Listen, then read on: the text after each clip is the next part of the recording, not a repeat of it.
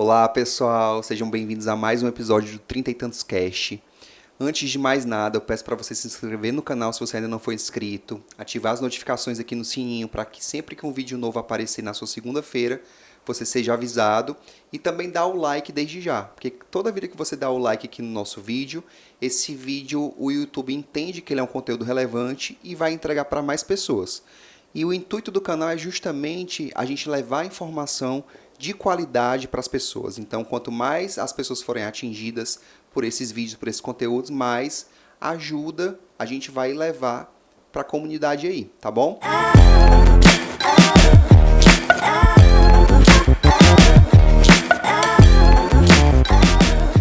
Hoje nós temos uma convidada super especial. Nós vamos falar sobre o autocuidado, beleza, falar com uma fisioterapeuta super renomada aqui de Fortaleza, Ercília Holanda. Seja muito bem-vinda. Muito obrigada pelo convite. Muito feliz.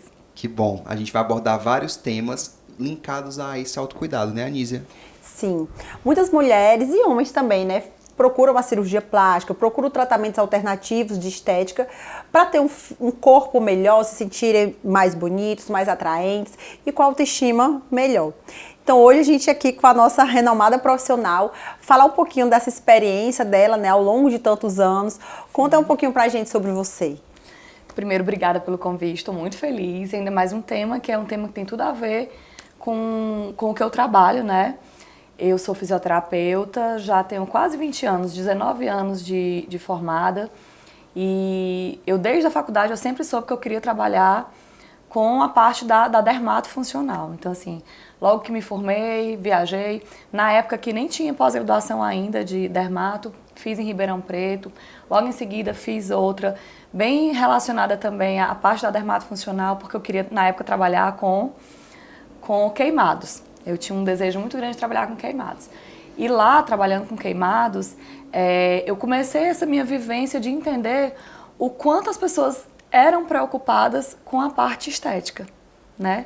Quando eu atendia queimados, só para entender um pouco, explicar um pouco, às vezes as pessoas não entendem muito a questão da dermatofuncional, porque a dermatofuncional, ela abrange um campo muito grande, não é só a estética, né?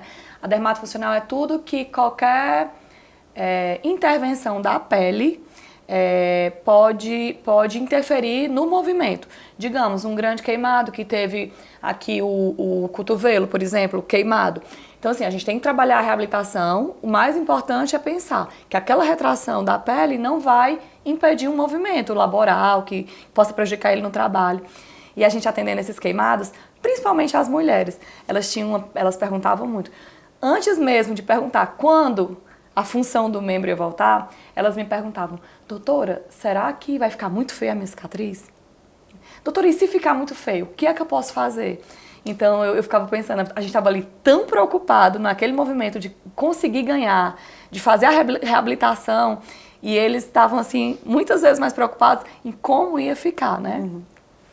Então assim, atende desde de um grande queimado, a dermatofuncional atua muito também em tudo que está relacionado a disfunções próprias, assim, do tecido. Por exemplo, eu atuei muito tempo com um pós-operatório de cirurgias oncológicas, né, com essa parte realmente de drenar. Então, o paciente muitas vezes perde muito dos linfonodos, os vasos ficam muito comprometidos. Então, assim, a parte da drenagem linfática é um carro-chefe para quem trabalha com dermatofuncional. Então, assim, não é só estética, é muito saúde também, né? Eu atendo há muito tempo, fiz muitos anos de oncologia. Hoje, acabou que eu fiquei muito na estética e na cirurgia plástica, porque o mundo da cirurgia plástica, eu brinco que me abraçou. Quando eu voltei de Ribeirão para cá, logo eu comecei a trabalhar fazendo pós-operatórios de cirurgia plástica. Aí veio esse movimento do fisioterapeuta entrar dentro do centro cirúrgico para aplicação dos tapes, que é o que a gente chama de intraoperatório. Então, assim, sempre buscando que essa reabilitação fosse o mais rápido possível, né? Então, assim, antigamente um paciente que fazia uma lipoaspiração passava um mês inteiro com muita quimose, muito roxo, com aquele incômodo, sem poder sair de casa. Hoje a gente aplica os tapes dentro do centro cirúrgico, praticamente não se tem mais equimose, você já entra cada vez mais precoce para melhorar o edema. Hoje você vê paciente que sai de uma cirurgia plástica grande, né, que eu brinco que são os pacientes que fazem o X tudo, que eles fazem lipo de costas, dorso, abdominoplastia, fazem mastopexia com prótese. Então, um paciente que às vezes você vê que está voltando para o trabalho, 30 dias depois, praticamente sem edemas. Então, assim, já bem tudo muito controlado. Então, assim, eu sou bem apaixonada pela essa área da dermatofuncional. Eu acho que ela atua muito no que o paciente busca, que é o bem-estar, né? Eu hoje, trabalhando com a cirurgia plástica, eu trabalho com sonhos e expectativas, né? Então, assim, todo mundo que vai para um procedimento de cirurgia plástica, ela está sonhando com aquela cirurgia por algum motivo. Se ela tem dor por conta de uma hérnia umbilical, de uma diástase, algo assim, ela quer resolver aquele problema. Se ela sonha porque ela tem uma mama grande e é um sonho, às vezes, desde da época que a mama cresceu, mas só pode fazer adulta, ela vem sonhando com aquele resultado desde muito tempo. As outras pessoas que demoram muito porque estão juntando dinheiro para fazer. Então, eu lido com pessoas que vêm extremamente emocionadas, né? Elas vêm com esse desejo de ter na cirurgia plástica o que elas projetaram, né? Então, muitas pessoas acham que tal coisa vai acontecer na vida delas, vai mudar quando resolver aquele problema, né? Então, assim, eu percebo que eu não sou só fisioterapeuta. Dentro da estética, onde você pensa nesse cuidado com o paciente, você tem que estar muito preparado para lidar com a frustração, com a expectativa que às vezes é irreal, né? Eu brinco muito quando eu converso com os meus cirurgiões plásticos parceiros, que eles têm que ser muito claros com o que realmente é possível ser feito com aquele paciente, porque eles criam muitas vezes expectativas inalcançáveis, né? Que às vezes assim, eles projetam virar uma Angelina Jolie sem ter a menor biotipo de Angelina Jolie. Então, assim, eu acho que as pessoas têm que ir realmente com muita consciência de que eu tenho uma flacidez de pele muito grande, isso me incomoda, me atrapalha. Então, eu vou resolver a minha flacidez de pele e eu vou continuar com o meu contorno corporal. Eu vou fazer uma lipo, eu vou ficar mais acinturada. Isso vai me fazer uma coisa que eu quero muito, que é ter um pouco de cintura, eu nunca tive. Reduzir a mama, seja porque pesa, porque dói a coluna, mas entender que você vai só resolver uma questão do seu corpo e não um problema que você tenha por trás ali.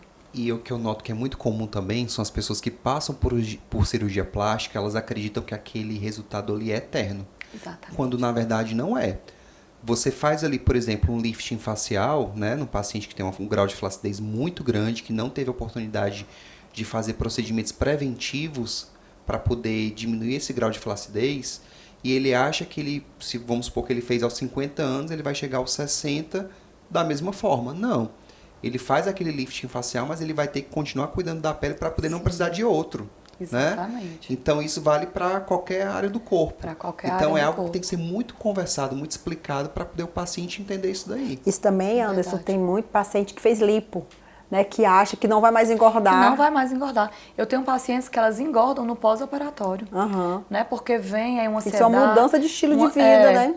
Eles colocam, muitas vezes, essa questão da cirurgia plástica, ela tinha que ser muito assim, eu até parabenizo pelo tema, porque a expectativa gerada numa cirurgia plástica faz uma lipo, acha que nunca mais vai engordar.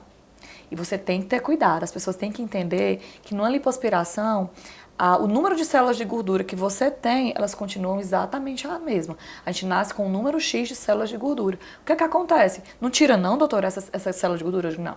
Ele tira gordura de dentro dessa célula, certo? Uma célula que era desse tamanho, ela diminui. Então, aquela célula que era assim, ela foi tirada gordura de dentro, ficou menor. Automaticamente, você tem uma redução do seu volume, quando você está vendo.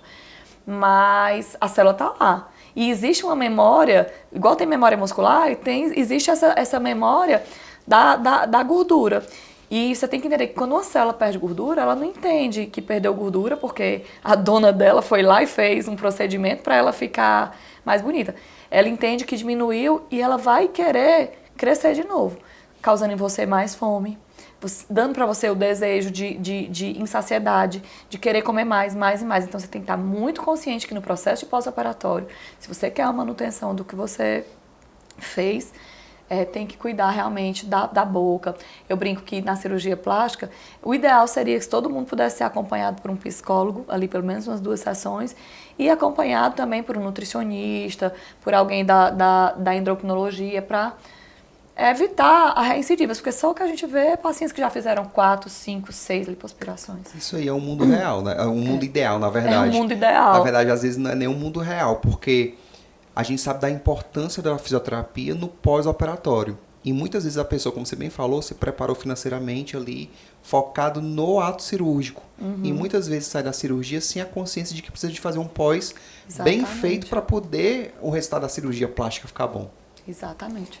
E eu acho que é por isso, Anderson, que eu estudo muito essa questão de como lidar com isso, porque eu percebo, eu vejo, se a gente for contar aqui histórias que eu tenho nesses 19 anos, de coisas engraçadas, de coisas bizarras, mas do quanto eu tive que sustentar família, né, mulheres que tá preocupada com o resultado por conta do casamento, isso, aquilo, outro. Então, assim, cada vez mais eu estudo sobre um pouco da psicologia, sobre entender de autoestima, sobre como ajudar nesse autocuidado nesse momento, porque realmente no mundo ideal seria, vai fazer, igual o pessoal vai fazer redução de estômago, eles têm por obrigação, só libera a cirurgia se faz 4 sessões de terapia antes, que é para entender justamente que você pode voltar a engordar, Sim. né? Que está preparado para isso, e que são pessoas que tem gente que não recebe o laudo de vai poder fazer a cirurgia. Tem pessoas que não podem, porque o psicólogo entende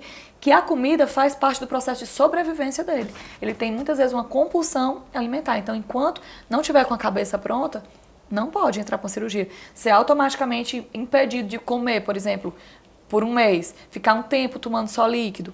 Então, assim, o paciente tem que ir com a cabeça preparada. Aí, dentro da dermatofuncional, eu sou, às vezes, muito mais psicóloga do que fisioterapeuta. E eu acho que o fisioterapeuta, né, tinha que ser um profissional muito mais valorizado. Eu sou fã da fisioterapia, porque eu acho que quando você tá ali trabalhando, você demanda muita energia, não só física, quanto uma troca de energia com aquele paciente, porque você está em contato com aquele paciente, né? Você troca energia toda hora. A fisioterapia, diferente de outras áreas, você passa normalmente 1 hora com cada paciente. Você entra num pós-operatório imediato, muitas vezes a gente vai até a casa do paciente, você entra dentro da rotina daquela família, pessoa. Você vê tudo que está acontecendo naquele mundo dela ali. Por a gente estar ali no canto delas, elas se abrem demais, então assim, realmente depositam muita confiança, expectativa e assim, não só isso, a gente tem que lidar não só com a cirurgia dar certo ou não dar certo, existem os cuidados, né, que você tem que ter.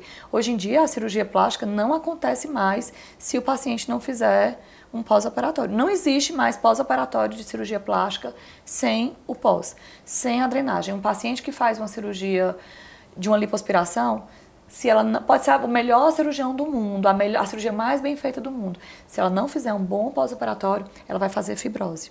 Ela vai tirar gordura, mas vai ter aquela barriga ali toda irregular, parecendo uma estrada de calçamento. Umas partes baixas, outras altas. Você passa a mão, tá duro. Não, a fisioterapia entra nesse processo para evitar a formação da fibrose. A gente vê tudo antes do médico. Sim. Tudo. Eu brinco que o dono do paciente é o médico.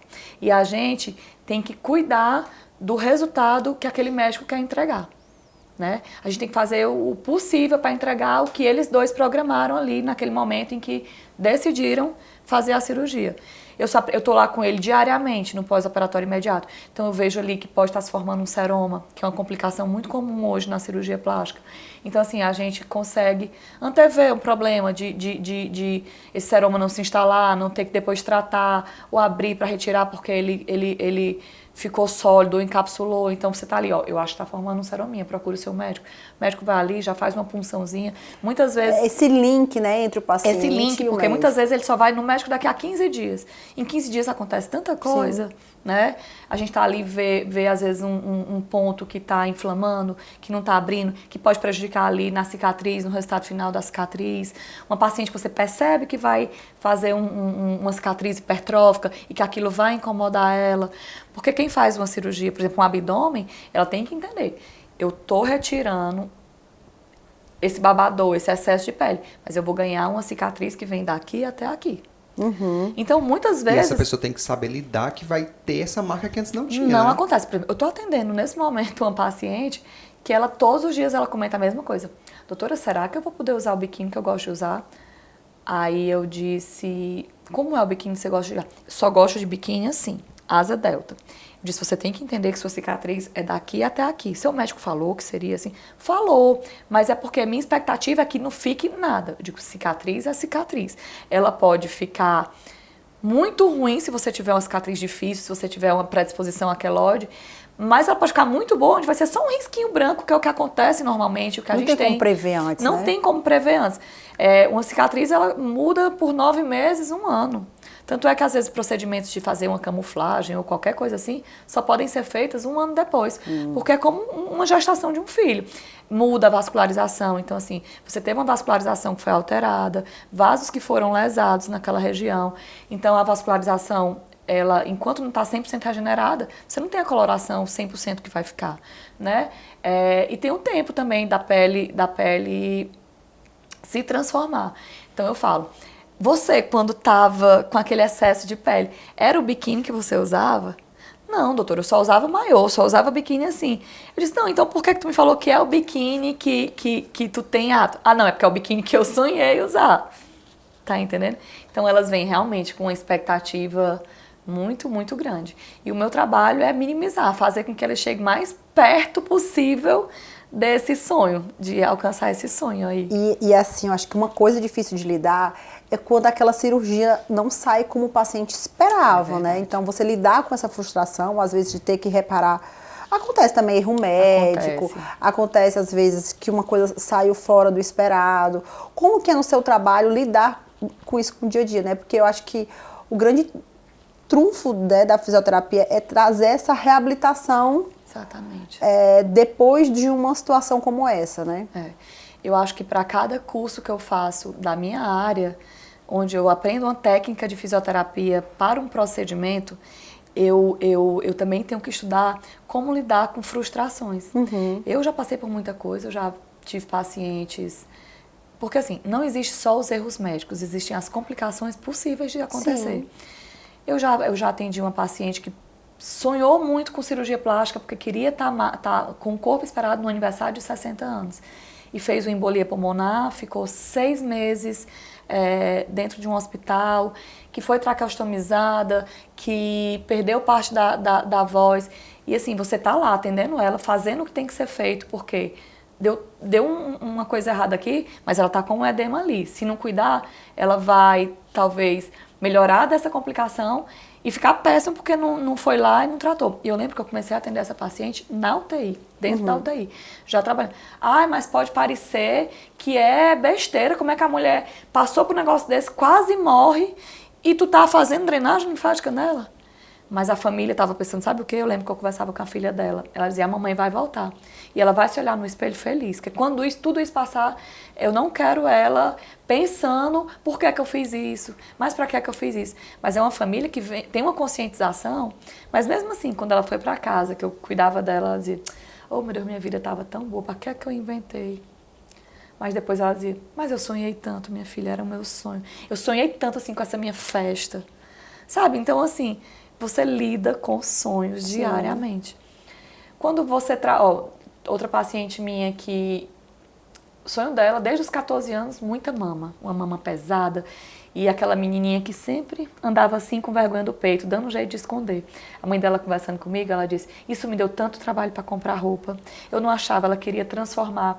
Os sutiãs, quando eu comprava, eu tinha que dar um pontinho na alça do sutiã para o sutiã não arriar. Sonhava com essa cirurgia de mama para redução. Foi o presente de 15 anos, mas só pôde fazer porque a idade mínima que o médico que ela queria operar era 16 anos. Aí, infelizmente, uma família que já tem problemas de vascularização, mas isso não era impedimento.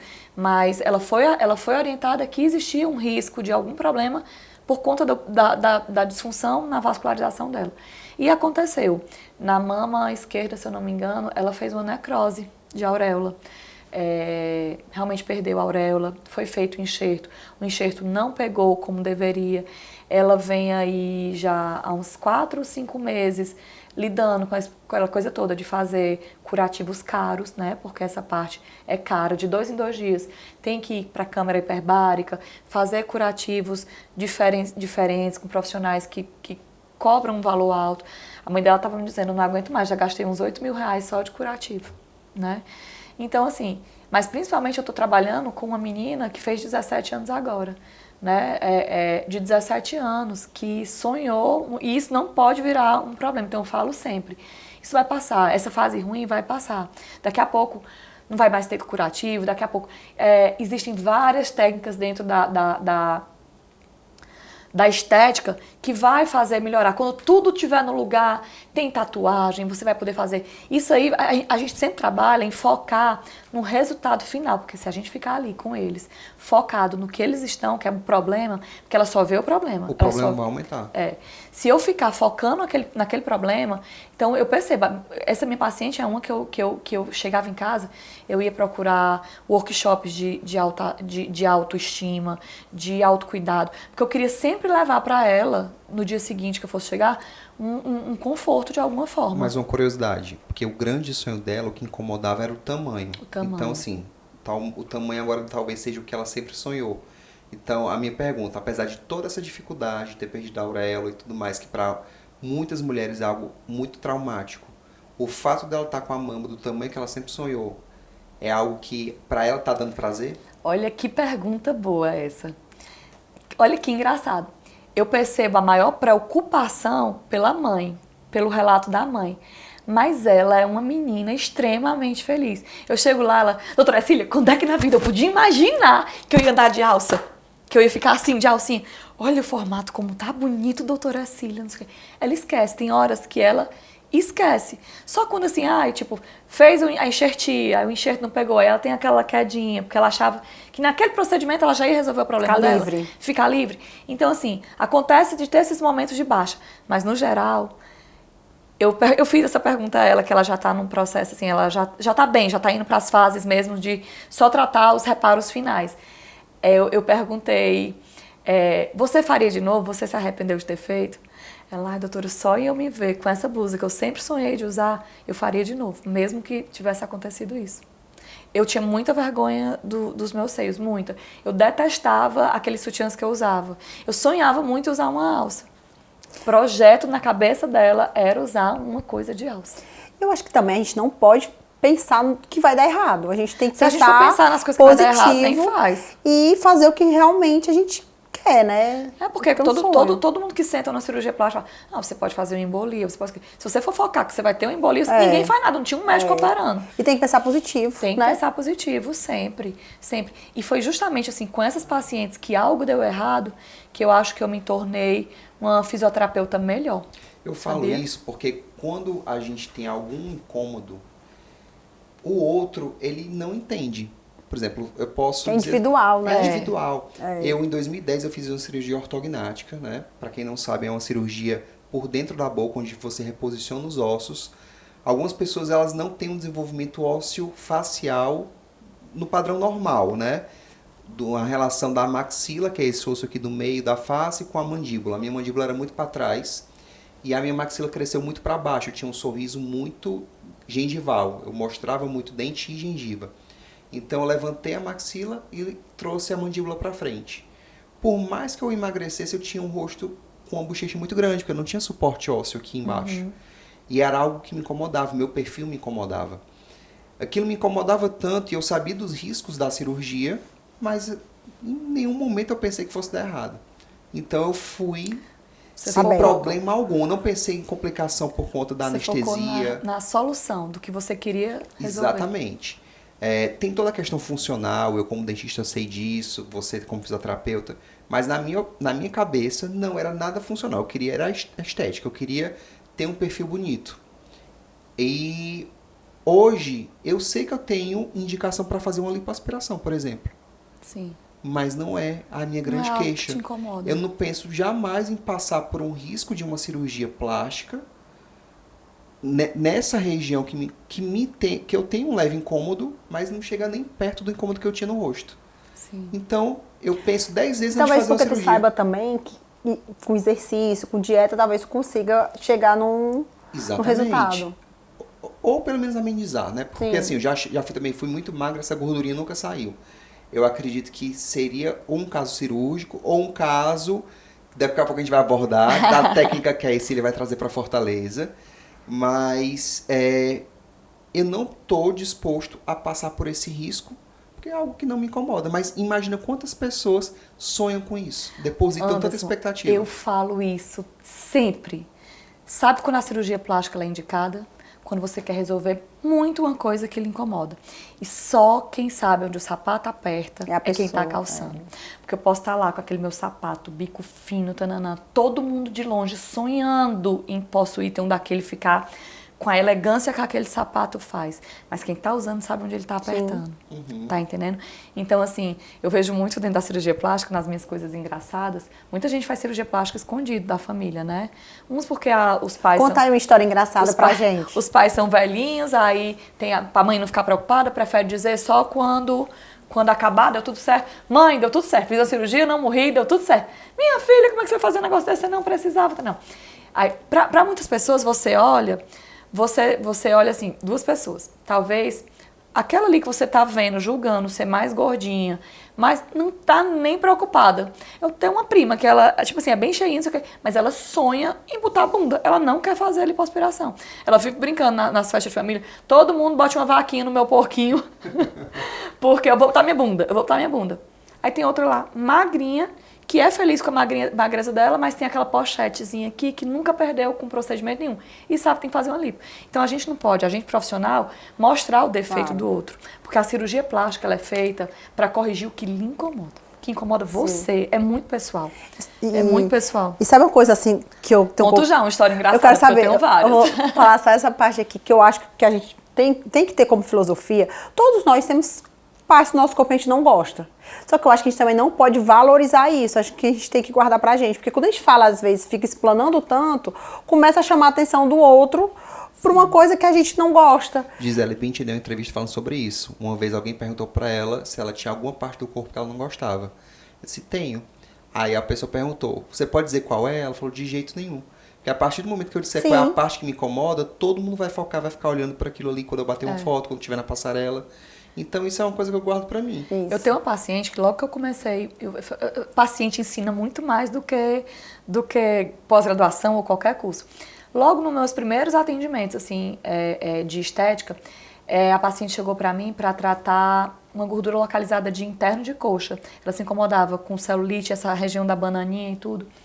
E ela foi buscando isso na clínica. Aí eu fiz a avaliação, falei o tratamento que poderia ser feito na época. Ela disse, ai doutora, eu gostei muito de você. Deixei um dinheiro agora em outra clínica, mas eu me chateei demais com a fisioterapeuta que me atendeu. Eu disse, mas o que foi que a colega fez? Aí ela disse, eu fui lá tratar minha celulite, minha gordura localizada, e no primeiro atendimento ela disse, mulher, tu não se incomoda com essas estrias não, que tu tem? E começou a falar da estria dela. Ela disse, eu não me incomodava com as minhas estrias, porque as minhas estrias começou cedo, bem novinha que eu cresci demais, eu já tinha estria cedo. Eu tenho estria até no joelho. Me incomodou tanto aquela mulher me apontando um defeito que pra mim não me incomodava. Aí tô eu agora, eu vou me olhar no espelho e ficar olhando para as estrias. Aí eu disse, a gente não pode estar apontando. Eu acho que tu percebe isso, né? Acho que antes, talvez assim, Exatamente. tu fala, vontade de colocar uma boca nessa paciente. Mas a paciente tá nem aí com a boca dela.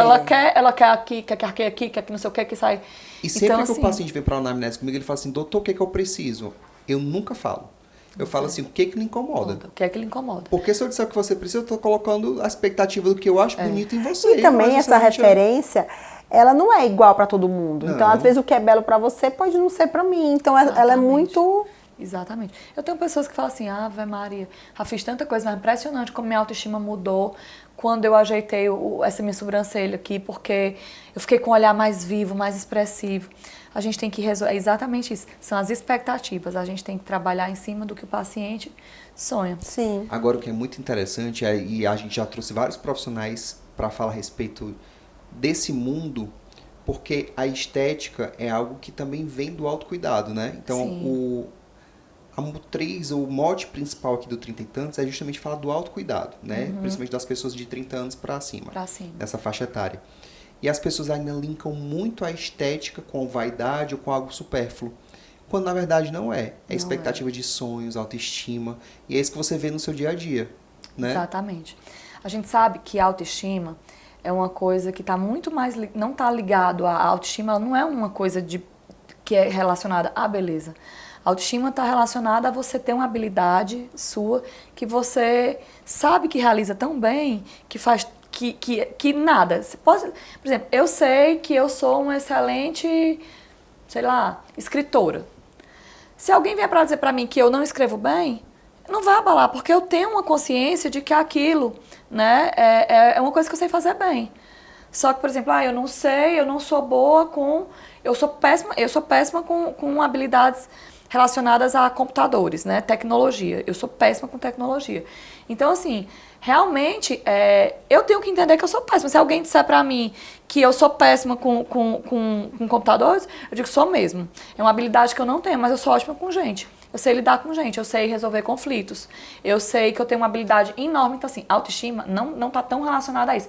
Mas é impressionante quando você não está bem com você mesmo, como sua autoestima fica abalada. Sim. Voltamos aqui pra menina, que por mais que a gente estivesse super preocupado com ela estava se olhando no espelho feliz porque estava de alça. Né? O seu problema resolvido. E é isso, gente, assim, você vê cada caso maluco de pessoas que... Conta uma curiosidade, um caso engraçado. Um caso engraçado. Pra mim, um dos mais engraçados foi uma paciente minha que fez uma abdominoplastia e disse pro marido que era um apêndice. Aí eu pensei, eu disse, esse homem é muito burro. Esse homem é muito burro. E eu tinha tanto medo de eu falar o nome plástica dentro da casa dela, porque eu fui fazer os primeiros atendimentos lá. E ela ligou pra mim, disse, doutora, é o seguinte, meu marido não sabe, então assim, pelo amor de Deus, você não fale pra ele que isso foi uma plástica. Venha, aí eu ia pra casa dela, eu subia e dizia, apêndice. Não, mas seu apêndice... E eu ficava. Olha a história que ela contou. Me policiando. Olha a história que ela contou pra ele. Ele parece que trabalhava viajando, já tem um tempo isso. E numa das viagens, assim que ele viajou, ela já estava com a cirurgia toda pronta, marcada. Tinha feito o caixa 2 dela todinho para pagar a cirurgia dela, porque era o sonho. Ele não deixava ela fazer porque eles tinham 3 filhos. E ele dizia, você vai morrer, se você fizer, você vai morrer. Eu não vou ficar sozinho com essas crianças, não. Para mim tá bom. Ela dizia, pode tá bom para tu, mas para mim não tá. Essa pobre tentou. E ela me disse que quem deu a ideia de ela disse, olha, fulano não vai deixar você fazer. Ou você faz de qualquer jeito, ou não vai. Foi a mãe dele. Eu digo, mulher... Que bom, né? Que a sogra era cúmplice. Mas olha que engraçada a história. Ele, quando viajou, ela já com tudo programado, no dia seguinte foi pra cirurgia, tudo, ligou. Amor, tu não sabe o que aconteceu. Pense numa noite difícil, não sei o quê. Eu senti uma dor enorme, uma dor muito grande. Fui pro hospital, quando eu cheguei, o médico disse que eu tava com apêndice já supurando. Eu fiquei pensando, meu Deus, minha barriga já é feia, vai ficar pior, vão ter que me abrir no meio. Porque o homem chegou lá pra dizer que não podia nem fazer por vídeo. Ô, amor, tô arrasada. Pensa uma cirurgia, um corte daqui pra cá. Um negócio horrível. E ela é muito engraçada. Eu ria, assim, eu sinto saudade de atender ela. Eu ria.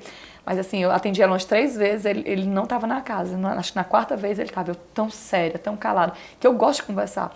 E assim, ele dizia, ele chegava e beijava ela na cabeça. Aí dizia assim, Ave Maria, doutora, quando eu penso que essa pobre passou, olha o tamanho desse golpe.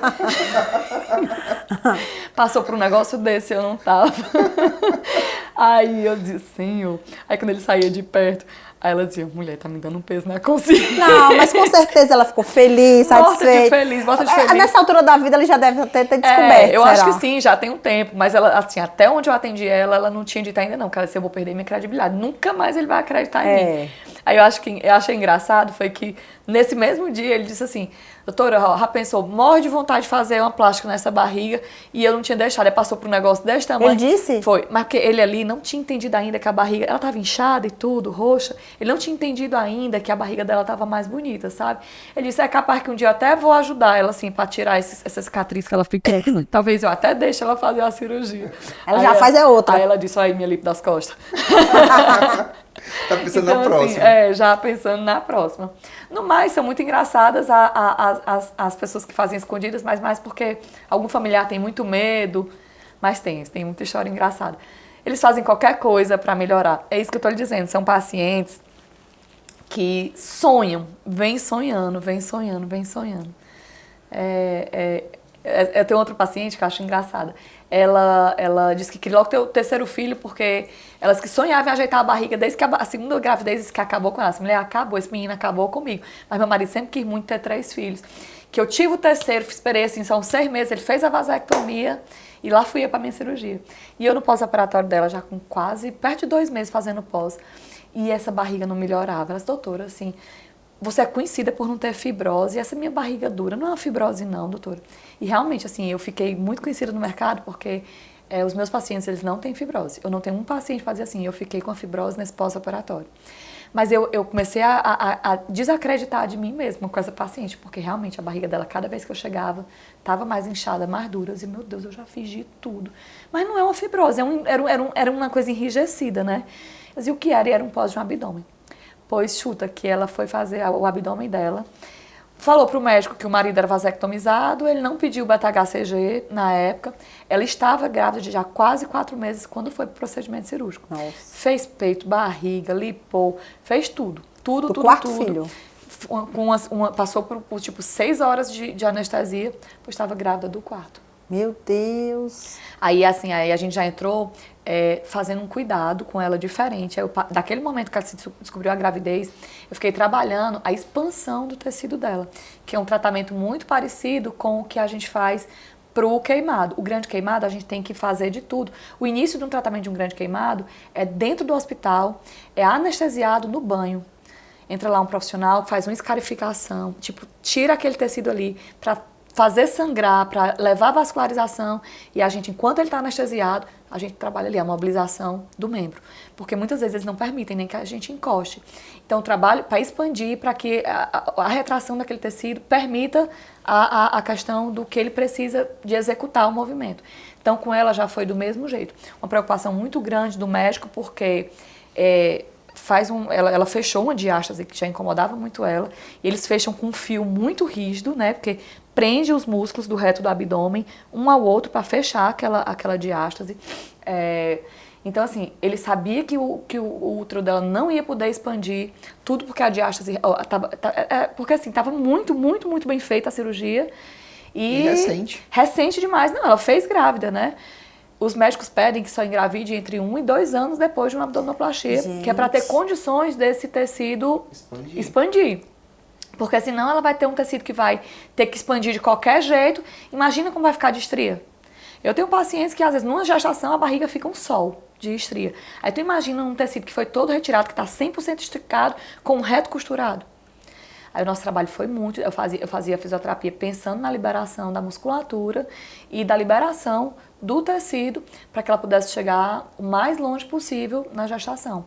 Mas aí o bebê parou de ganhar peso porque não estava mais conseguindo realmente expandir. Ela antes dos 9 meses, cerca de 8 meses, foi feito, né, a injeçãozinha de corticóide para o bebê, tudo, para que eles encerrassem a gestação, porque ela já não a barriga já não estava expandindo mais. Aí foi isso, a gente fez um trabalho aí de 3 meses para liberar o tecido para que ela pudesse ir o mais longe possível na gestação. Nossa. É muito caso curioso, né? E o que o Anderson comentou sobre a técnica que você está trazendo aqui para Fortaleza, fala um pouquinho pra gente. Então, dentro da dermatofuncional, que eu falei para vocês que é desde o cuidado de uma doença, de um problema, tem muito forte hoje a estética, né? Então, assim, a dermatofuncional é a parte da fisioterapia que cuida da estética, dos tratamentos estéticos. Então, desde sempre a gente teve tratamentos para celulite, gordura localizada, flacidez. Hoje, cada vez mais, porque assim, está sendo liberado muito mais procedimentos para o fisioterapeuta. A gente não trabalhava com nenhum procedimento minimamente invasivo, né? E hoje existe uma técnica que é considerada hoje um dos melhores tratamentos minimamente invasivo, que pode ser feito por um profissional não médico, chamado endolaser. O endolaser, ele é um laser, né, que tem uma ponteirinha muito fina de uma fibra ótica, que ele promove um calor muito, muito, muito grande, chega até 50 graus, na região da derma. Então, você consegue trabalhar a gordura daquela região E esse calor já faz com que você promova uma síntese de colágeno e você percebe na primeira sessão, já imediato, o resultado da melhora da flacidez. Então, assim, o efeito dele para a flacidez, junto com o que a gente já tem aí de outros profissionais associados a bioestimuladores de colágeno, né? E outras tecnologias, o endolaser hoje tá no mercado como sendo um dos protocolos que entrega melhor resultado. Vamos aproveitar e colocar na edição, antes depois, uns videozinhos da técnica que a Ercília vai trazer para cá, para Fortaleza. Eu tive em São Paulo há 2 semanas atrás, a gente fez toda a formação, trabalhou com muitos pacientes modelos e eu estou trazendo a técnica aqui. Não tem ainda ninguém fazendo corporal, existem dentistas fazendo facial, porque o resultado dele para pescoço, né, para papada é muito, muito bom. E realmente, assim, pode tirar um paciente de uma lipoaspiração, porque às vezes não vale para uma região pequena, para pouca gordura. Então você realmente consegue trabalhar muito bem. Gordura Pro meu caso, localizada. que tem um incômodo, mas não a ponto de fazer flacidez. a cirurgia. E tem gente que quer e sonha, mas não tem coragem. Não tem coragem mesmo. Às vezes tem gente que quer muito resolver um problema e às vezes vive com a frustração porque não tem a coragem de fazer. Eu tenho pacientes, eu tenho amigas, eu tenho pessoas que eu conheço que falam: ô Ercília, eu queria tanto ter coragem de fazer, eu acho que ia ficar tão mais feliz se eu fizesse, porque me incomoda. Eu tenho gente assim que eu escutei essa semana, uma amiga minha almoçando, ela disse: mulher, é engraçado, tem gente que sonha com tudo, né? Tem gente que sonha em ter um carro e tal. Tu acredita que o sonho da minha vida é usar um biquíni? Eu digo: mulher, usa. Ela disse: não, mulher, eu só fazia um biquíni. Eu disse: por que tu não faz? Faz aí um financiamento. Eu fui logo pensar que era por conta de dinheiro. Ela disse: mulher, não tem a coragem, meu marido já me deu, tem uns 2 anos que ele me oferece fazer, porque assim, toda vida que a gente vai pra praia é um choraminho tão grande meu. Eu já briguei tantas vezes em casa, porque eles dizem: se tu quer, por que tu não faz logo? Cria coragem e faz, né? Mas ela disse que não tem coragem, tem medo de morrer e deixar os filhos dela. Então, assim, às vezes vem outras tecnologias que é justamente para essas pessoas que não têm, que não querem passar pelo procedimento. Realmente, eu tô, assim, muito encantada, porque os resultados são incríveis. Tô louca para colocar a mão na massa. E hoje também tá cada vez maior a acessibilidade desses tipos de tratamentos, né, para a pessoa que não quer fazer. Hoje tem vários, eu brinco que tem vários planos B, né, para quem não pode fazer tal coisa, às vezes, porque tem gente que tem alergia, não pode fazer um procedimento por conta de algum ativo da química lá, da coisa. Aí vem os planos B, né? As máquinas. Hoje a gente está com muita tecnologia. E é isso, assim, são 19 anos de pós-operatório. E agora eu tô também começando, não só o pós, mas também fazendo muito da estética. Porque o que eu percebo é que o meu paciente que fez uma abdominoplastia e corrigiu a barriga, ela vai começar a olhar a flacidez da perna, ela vai começar a perceber a gordurinha das costas, ela vai sempre enxergar alguma coisa que não tá bem resolvida. Mas quando você corrige uma coisa que incomoda muito, aí vem outra, né? Sim. Enfim, nessa eu acabo encaminhando muito esses meus pacientes para colegas que estão na estética. Mas isso é que é o natural, né? Porque o que você tem que se preocupar com o paciente é aquele paciente que tem um problema, uma frustração, e ele acha que resolvendo aquilo, tudo se resolve. Gente, você sabia, Anderson, que esse é o meu grande problema? Eu vou dizer aqui porque eu não tô falando nomes, mas eu diria que muitas mulheres que estão, por exemplo, vivendo uma crise no casamento, elas atribuem a crise a achar que tá feia, a achar que não tá bonita, aí fica com a autoestima extremamente abalada porque acha que o marido não tá mais olhando do mesmo jeito, porque ela talvez não é mais bonita como era quando casou, porque não sei o quê. E a gente sabe que amor não tem nada a ver com isso. A gente sabe que o amor, quando você ama uma pessoa, não importa se ela ficou verde, se ela ficou azul, você ama estar perto dela, né? Então, assim, eu me preocupo muito quando eu começo a conversar com a paciente, que eu sei que vai para cirurgia, já vai ser minha paciente, quando ela está depositando ali todos os problemas da vida dela no resultado da cirurgia. Quando ela acha que o casamento dela vai melhorar quando a barriga estiver menor ou que tiver com peito, entendeu? Então, assim, essa é a minha grande preocupação. Eu acho que essa é a paciente que eu mais me preparo. Porque se essa paciente que está emocionalmente abalada, algo dá errado no processo da cirurgia, aí difícil. Aí eu tenho um problema, uma complicação. Não, mas é isso. E mais uma vez, falando que a estética ela não é algo supérfluo, ela vai muito além disso. São várias questões que estão ali por trás. Várias questões. A estética, ela só é um ponto a mais para ajudar. Eu gosto muito, assim, de tentar deixar claro para as pessoas que nunca, em momento nenhum, cuidar do seu templo, cuidar de você é supérfluo. Não. Cuidar de você... Isso é autocuidado. Você lê um livro de autoajuda, para pessoas que não gostam de livro de autoajuda, Ave Maria, só comprando livros... Você sabe quanto, às vezes, uma frase daquele livro que ela leu inteiro mudou algum pensamento dela? Melhorou, ajudou ela a tomar uma decisão interna? O quanto uma paciente que sonha em poder usar uma coisa que nunca fez, ela vai melhorar a autoestima dela quando ela resolver? É supérfluo para o outro porque tá vendo, porque tá olhando com um olhar de julgamento, dizer, a pessoa só é feliz se fizer tal coisa. Não, mas é uma estratégia que vai deixar ela mais feliz. Tá entendendo? É uma das coisas que ela pode fazer por ela. Sim. É se cuidar, é o autocuidado. É tentar resolver uma coisa que não tá lhe fazendo bem, não tá feliz. Quem não gosta de cabelo branco não vai no salão e pinta. Isso para algumas pessoas é supérfluo, é bobagem.